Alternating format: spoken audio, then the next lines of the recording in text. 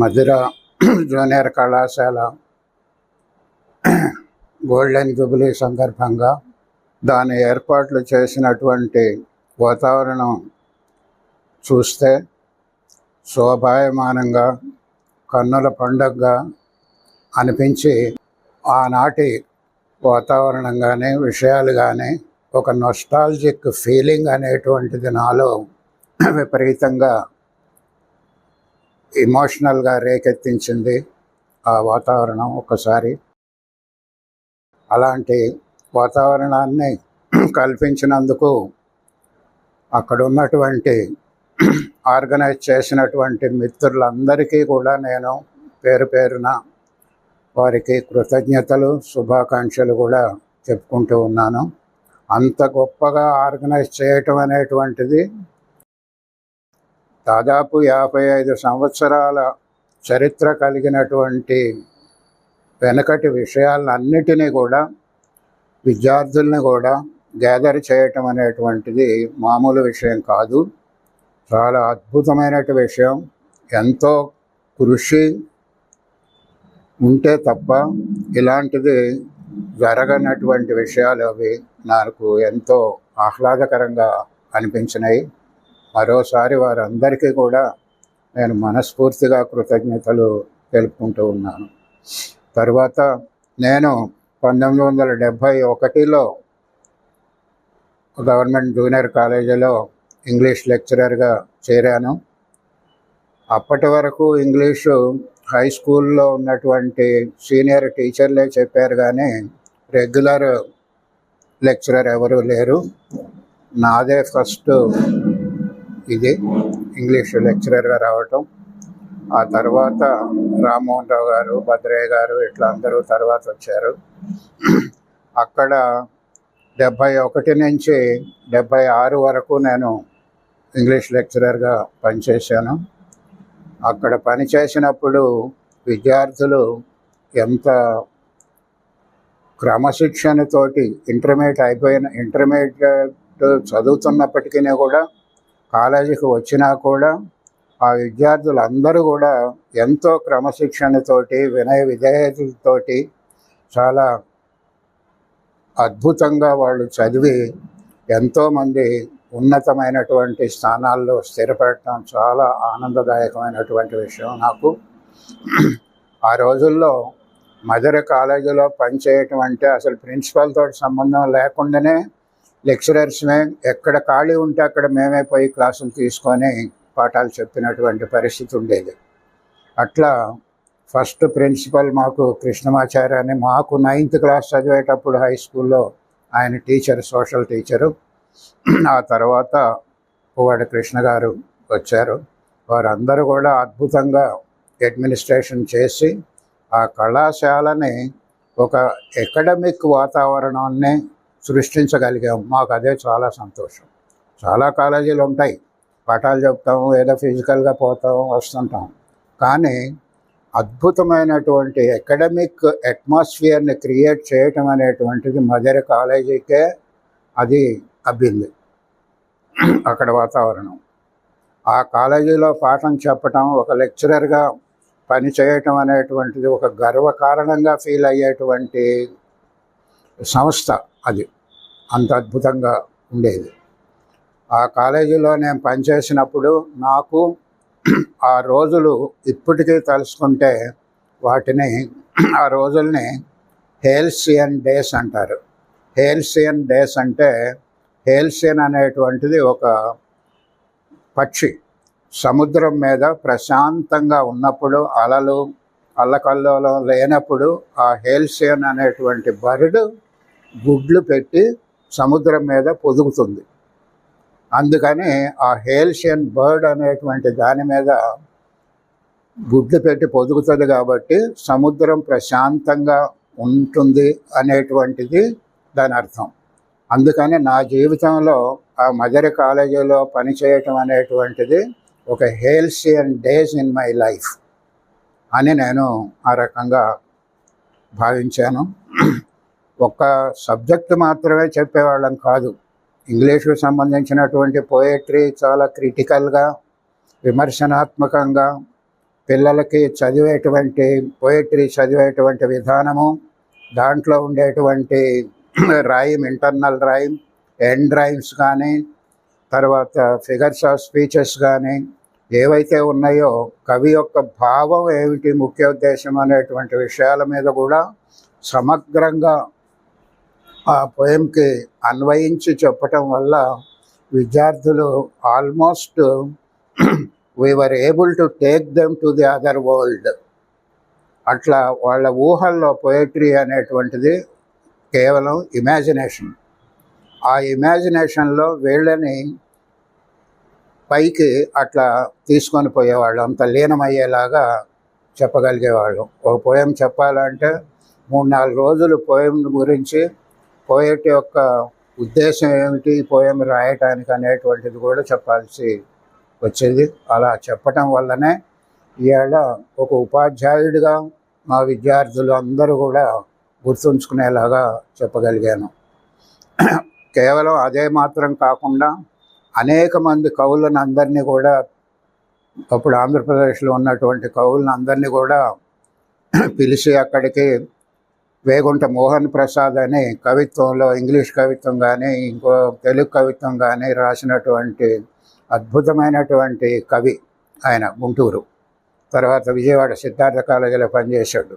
ఆయన్ని కూడా తీసుకొస్తే ఆయన చెప్పేటువంటి లెక్చర్ విని వీళ్ళు నోట్స్ రాసుకున్నారు. తర్వాత నాకు ఆయన చెప్పాడు, ఇంటర్మీడియట్లో ఒక ఎక్స్టెన్షన్ లెక్చర్ ఇస్తుంటే నోట్స్ రాసుకునేటువంటి కళాశాల ఒక్క మధుర కళాశాలనే చూశాను అని నాతో అన్నాడు పాపం ఆయన, వేగుంట మోహన్ ప్రసాద్. ఆ తరువాత వరవరరావుని, మామూలు వేగుంట మోహన్ ప్రసాద్ మెలాంకలిక్ పోయట్రీ రాసేవాడు, విషాద కవిత్వం. ఒక విషాదంలోనే కాదు, కవిత్వం విషాదంలోనే కాదు, విప్లవాత్మక కార్యాచరణ కూడా ఎలా ఉండాలి అనేటువంటి దానికి 2 కోణాల్లో నుంచి చూస్తే కవిత్వం ఎలా ఉండాలి అనేటువంటిది, ఇటు విషాద కవిత్వం కృష్ణశాస్త్రి, మోహన్ ప్రసాద్ లాగా, ఇటు వరవరరావు, ఇంకొక విప్లవ కవులు రాసేటువంటి కవిత్వం ఎలా సమాజాన్ని ప్రభావితం, వ్యక్తిని ప్రభావితం చేస్తాయి అనేటువంటి విషయాలు అద్భుతంగా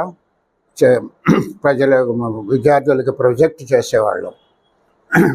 అలాగే డాక్టర్ సూర్యదేవర సంజీవదేవ్, ఆయన ఇంటర్నేషనల్ ఫేమ్ అని ఆయన. ఆ సూర్యదేవర సంజీవదేవ్ అనేటువంటి ఆయన అనేక పుస్తకాలు రాశాడు. ఆయన కవిత్వం ఇంగ్లీష్ కానీ అన్ని భాషలు వచ్చు ఆయనకి. ఆయన్ని కూడా తీసుకొచ్చి పిల్లలకి అసలు నేచర్ పెయింటింగ్ అంటే ఎలా ఉంటుంది, నేచర్ కవిత్వం అంటే ఎలా ఉంటుంది అనేటువంటి విషయాల మీద కూడా ఆయనతోటి కూడా ప్రసంగం చేయించాము. అలాగే అద్దెపల్లి రామ్మోహన్ రావు, ప్రముఖ కవి, ఆయన కూడా పిలిచి చాలా బ్రహ్మాండంగా ఆయన కూడా కాలేజీని మెచ్చుకున్నటువంటి సందర్భాలు ఉన్నాయి. ఇలా అనేక కవులని, దుర్గానంద్ అనేటువంటి కవిని, ఇట్లా అనేక మంది కవులని పిలిచి అక్కడ చేయటం జరిగింది మదర్ కాలేజీ. తర్వాత క్లాసుల్లో మేము చెప్పటము కేవలం ఇదే కాకుండా అసలు మానవ హక్కులు ఎలా ఉంటాయి, మహిళల యొక్క హక్కులు ఎట్లా ఉంటాయి, ఫెమినిజం అంటే ఏమిటి, రచయితలు ఎలా ఉంటారు, రచయితల యొక్క రచనలు ఎలా ఉంటాయి, రచయితల యొక్క రచనలు ఎలా ఉంటాయి అనేటువంటి ఒక కంపారిటివ్ స్టడీ కూడా ఆ రోజుల్లో ఇంగ్లీష్ క్లాసుల్లో నేను చెబుతూ ఉండేవాడిని. ఇట్లా సబ్జెక్ట్ కాకుండా రిలేటెడ్గా అదర్ లిటరేచర్ ఎలా ఉంటుంది అనేటువంటిది, ప్యారలల్ సాహిత్యం కూడా ఎలా ఉంటుంది అని చెప్పగలిగేటువంటి వాళ్ళం. ఆ రకంగా విద్యార్థులు సబ్జెక్టు మీద ప్లస్ దానికి రిలేటెడ్గా ఇట్లా యాన్సిలరీ సబ్జెక్ట్స్ని వీటన్నిటిని తీసుకొని చెప్పటం వల్ల విద్యార్థుల్లో చైతన్యం బాగా పెరిగి ఆ కాలేజీ విద్యార్థులు ఇవాళ చూస్తే ఎంత హై పెడెస్టల్ ఇన్ లైఫ్ వాళ్ళు ఉన్నారో అనేటువంటిది చాలా సంతోషంగా మేము ఫీల్ అవుతూ ఉంటాం. ఇప్పటికీ మా శిష్యులు ఎక్కడైనా కలిసినా కూడా అంత వినయంగా, అంత జ్ఞానపరంగా సంపాదించుకొని చాలా ఎన్లైటెండ్ పీపుల్గా ఉన్నారు అనేది మాకు గుండెల్లో దాచుకున్నటువంటి పదిలంగా దాచుకున్నటువంటి ఒక విలువైనటువంటి వస్తువులు మా విద్యార్థులు. ఆ రకంగా మేము ఆ కాలేజీని అకాడమిక్ క్వాలిటీని ఇంప్రూవ్ చేసి విద్యార్థుల యొక్క జీవనోపాధి కోసమే చదువు కాకుండా వాళ్ళ యొక్క విజ్డమ్ని, నాలెడ్జ్ని విస్తృతపరచుకోవాలి అనేటువంటి ఉద్దేశంతో వీళ్ళని తయారు చేయటం జరిగింది. ఆ రకంగా వాళ్ళు కూడా మేము చెప్పింది విని వాళ్ళ నిజ జీవితాల్లో కూడా అనేక మంది అలాగే రుజువు చేశారు. వాళ్ళందరికీ కూడా నేను కృతజ్ఞతలు తెలుపుకుంటూ అభినందనలు కూడా తెలుపుతూ ఉన్నాను. మరొక విషయం ఏమిటంటే, ఇప్పుడు ఉన్నటువంటి సమాజంలో సాహితీపరంగా ఇట్లాంటివన్నీ రావచ్చు, కానీ ఇప్పటి వరకు 55 ఏళ్ల తర్వాత కూడా వాళ్ళు గౌరవంగా ఉంచుకొని ఇవాళ హ్యూమన్ టీచర్స్ని ఇవాళ అక్కడ సన్మానం చేయగలిగారు. మరో 55 సంవత్సరాల తర్వాత వచ్చేటువంటి సెంటినరీ సెలబ్రేషన్స్కి ఈ హ్యూమన్ టీచర్స్ ఎవ్వరూ కూడా ఉండరు. కేవలం ఏఐ టీచర్స్ మాత్రమే ఉంటారు. భవిష్యత్ తరాల్లో గోల్డెన్ జూబిలీ తర్వాత వచ్చే సెంటినరీ కనుక వాళ్ళు చేయదలుచుకున్న పరిస్థితుల్లో హ్యూమన్ టీచర్స్ మిగలరు. ఏఐ టీచర్స్ని మాత్రమే వాళ్ళు సన్మానించుకునేటువంటి పరిస్థితి భవిష్యత్తులో ఉంటుంది. అప్పుడు హ్యూమన్ రిలేషన్స్ అనేటువంటివి ఎలా ఉంటాయి, మానవ సంబంధాలు ఎలా ఉంటాయి అనేటువంటి విషయాల మీద కూడా ఆలోచించవలసినటువంటి విషయాలు. కానీ అక్కడ ఒక్కటి నాకు చేస్తే బాగుండేది అనిపించింది. వాళ్ళు రీకనెక్ట్, రీజాయిన్, రిజాయిస్ అని 3 R's పెట్టారు. 3 R's నేనేమంటాను అని అంటే రెడ్యూస్, రీయూజ్, రీసైకిల్ అనేటువంటిది కూడా పెడితే బాగుండేది అని నా భావన, విద్యార్థులకి నా సలహా అది. అలాగే అక్కడ ఈ వన మహోత్సవం కార్యక్రమం కూడా ఉంటుంది అని నేను వాళ్ళ పెట్టిన వీటిల్లో చూశాను. కానీ ఆ కార్యక్రమం మరి తీసుకున్నట్టుగా నాకు అనిపించలేదు. అక్కడ విశాలమైనటువంటి చోటు ఉంది, ప్రదేశం. అక్కడ వన మహోత్సవం కార్యక్రమం కూడా, చెట్టు నాటే కార్యక్రమం కూడా తీసుకున్నట్లయితే భవిష్యత్ తరాలకి ఇది కూడా ఒక మార్గదర్శకంగా ఉండేది అనేటువంటిది. కేవలం అకాడమిక్ ప్రోగ్రెషనే కాకుండా ఎన్వైరన్మెంటల్ అండ్ ఇకలాజికల్ ప్రోగ్రెషన్ కూడా చేసి భావితరాలకి వీళ్ళ స్ఫూర్తిని అందించగలిగే వాళ్ళు అనేటువంటిది నా అభిప్రాయం. ఈ రకంగా అక్కడ వాతావరణం, ఆ విద్యార్థుల్ని, ఆర్గనైజర్స్ని, నాతోటి పాటు వచ్చినటువంటి అధ్యాపక మిత్రుల్ని అందరినీ కూడా అభినందిస్తూ, ఇతర కళాశాలలో ఉన్నప్పుడు లైబ్రరీ కూడా నా అండర్లోనే ఉండేది. లైబ్రరీ ఇన్ఛార్జ్గా కూడా నేనే ఉండేవాడిని.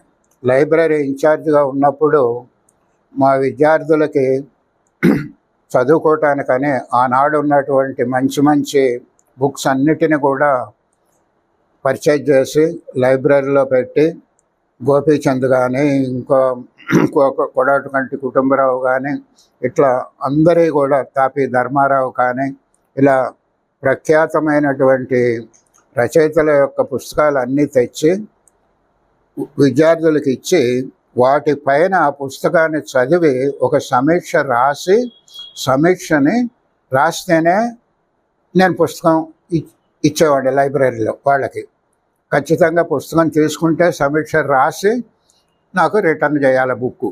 ఆ రకంగా పెట్టడం వల్ల మా విద్యార్థులు లైబ్రరీని సక్రమంగా వినియోగించుకొని దాని మీద ఎంతో చైతన్యవంతంగా తయారయ్యారు. ఆ రకంగా ఉన్నటువంటి విద్యార్థులు ఇవాళ సాహిత్యంలో అనేక PhDలు చేసి ఉపాధ్యాయులుగా, సాహితీపరులుగా, కవులుగా, రచయితలుగా మిగలటానికి ఆ లైబ్రరీని వాళ్ళని ప్రోత్సహించి చదివేలాగా చేయటం అనేటువంటిది చేశారు. మొన్న నేను వచ్చినప్పుడు కూడా గోపీచంద్ మీద ఒక అబ్బాయి చెప్పాడు, మీరు చెప్పిన గోపీచంద్లో ఉండేటువంటి భావం ఏమిటి అనేటువంటి అసమర్థుని జీవయాత్ర చదివి ఆ పుస్తకంలో ఏముంది, మీరు ఏం చెప్పారు అనేటువంటిది కూడా కోట్ చేసి నా దగ్గర చెప్పగలిగాడు ఆ విద్యార్థి ఇప్పటికి కూడా.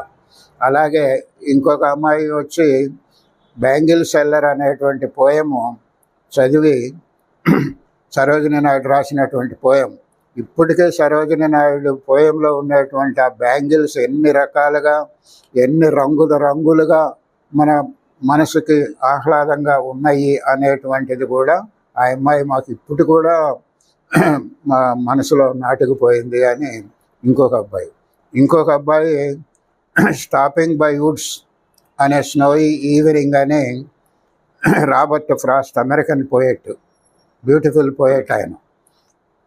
The woods are lovely, dark and deep, but I have promises to keep, miles to go before I sleep and miles to go before I sleep అనేటువంటి పోయంని చెబుతుంటే కూడా అక్కడ ఆ పోయంలో ఉండేటువంటి సంఘర్షణ ఏమిటి, the conflict between the beauty, the conflict between the beauty, ultimately ఏది win అయింది, బ్యూటీ విన్ అయిందా, డ్యూటీ విన్ అయిందా అనేటువంటి దానికి ఆ పోయము జవహర్లాల్ నెహ్రూ గారు కూడా ఆయన టేబుల్ మీద ప్రధానమంత్రిగా ఉన్నప్పుడు ఆయన టేబుల్ గ్లాస్ కింద ఉండేది ఆ పోయం, 4 లైన్లు కూడా. Ultimately duty consciousness rather than beauty consciousness అనేటువంటిది కూడా ఆ పోయమును కూడా ఒక విద్యార్థి నాతోటి గుర్తు చేశాడు. ఈ రకంగా మా విద్యార్థులు ఇప్పటికీ 50 ఏళ్ల తర్వాత కూడా చెప్పినటువంటి విషయాలు ఎంత కూలంకషంగా వాళ్ళ బ్రెయిన్లో అట్లా స్థిరపడిపోయిన ఒక దృశ్యమాలికగా. అట్లాంటి విద్యార్థులను నేను ఎన్నటికీ మర్చిపోలేను. నాకు వాళ్ళని చూస్తే, వాళ్ళతోటి మాట్లాడితే ఒక బూస్టింగ్ లాగా, రీజువనేషన్ ఆఫ్ లైఫ్ లాగా నాకు ఉన్నందుకు వాళ్ళందరికీ కూడా నేను అభినందనలు తెలుపుతూ ఉన్నాను. భవిష్యత్ తరాలకి ఈ కాలేజీ ఒక ఆదర్శప్రాయంగా, ఐడియల్ కాలేజీగా ఉంటుంది అని భావిస్తూ, భరోసా ఇస్తూ నా కార్యక్రమాన్ని ముగిస్తున్నాను. మిలియన్స్ ఆఫ్ ట్రీస్ కెన్యాలో నాటింది. ఆమెకి ట్రీ మదర్ అనేటువంటి పేరు. అలాగే ట్రీ మదర్ అని నిన్న తిమ్మక్క అని కర్ణాటకలో 80 ఏళ్ళు ఆమెకి 8,000 పైన మొక్కలు ఎన్నో నాటింది ఆమెకి ట్రీ మదర్ అని పేరు. అమెరికాలో అసలు పర్యావరణ ఉద్యమానికి ఈయన అంటే కన్జర్వేషన్ మూమెంట్, కన్జర్వేషన్ అంటే సంరక్షణ, ఈయన జాన్ మ్యూర్ అని, MUIR, జాన్ మ్యూర్. ఇది శాన్ ఫ్రాన్సిస్కోలో రెడ్వుడ్ ఫారెస్ట్ అని ఉంది. ఆ రెడ్వుడ్ ఫారెస్ట్ని ఈయన పేరు మీదనే పెట్టారు. జాన్ మ్యూర్ రెడ్వుడ్ ఫారెస్ట్ అంటారు ఈయన. మనం ఇప్పుడు ఏప్రిల్ 20న మనం ఇది చేసుకుంటాం కదా, 22న ధరిత్రి దినోత్సవం అని. ఈయన గేలార్డ్ నెల్సన్ అని, ఈయన కూడా 70లో ఒక ఉద్యమం చేశాడనమాట, భూమిని మనం కాపాడుకోవాలి అని. వేల కొద్ది విద్యార్థులు స్కూళ్ళు తీసి, అసలు న్యూయార్క్లో అయితే ట్రాఫిక్ అంతా జామ్ అయిపోయిందనమాట 70లో. ఆ ఉద్యమానికి ఈయన నాంది పలికాడు, father and founder of earth day. అందుకని ఎర్త్ డే ఇప్పుడు 70 నుంచి ఇప్పటి వరకు ఈయన ప్రోద్బలం వల్లనే అది నడుస్తుంది. అంటే ఇప్పుడు 50 సంవత్సరాల పైన అయిన తర్వాత కూడా ఎంత మనం పురోగతి సాధించాము ప్రపంచంలో అనేటువంటిది మనం ఒకసారి అంచనా వేసుకోగలగాలి. ఈమె రేచల్ కార్సన్ అని అమెరికాలో 62లో సైలెంట్ స్ప్రింగ్ అని ఒక బుక్ రాసింది. సైలెంట్ స్ప్రింగ్ అని. ఆ సైలెంట్ స్ప్రింగ్లో ఈ పెస్టిసైడ్స్ అన్నీ వాడిన తర్వాత ఎలా ఉంటుంది, అక్కడ మహిళలకి బ్రెస్ట్ క్యాన్సర్లు ఇట్లాంటివన్నీ వచ్చి రాసిన పుస్తకాల తర్వాతనే అమెరికాలో ఈ పర్యావరణ ఉద్యమం అప్పటి నుంచి స్టార్ట్ అయిందనమాట, 62 నుంచి ఈమె. అలాగే ఈయన ఆల్డో లెపాల్డ్ అని, ఈయన కూడా ఒక ఇకాలజిస్ట్ అమెరికాలో. ఈయన కూడా ఎర్త్ అంతా కూడా ఒక ప్రాణం లేనిది కాదు, ఎర్త్ అనేటువంటిది, ఆ జీవరాశులు అనేటువంటిది ఒక కమ్యూనిటీ, ఎర్త్ అనేటువంటిది ఒక కమ్యూనిటీ. అందుకని మనిషి ఆ కమ్యూనిటీ 2 వేరు కాదు, ఒకటేను అనేటువంటి భావాన్ని, ఫిలాసఫీని ఈయన తెచ్చాడు.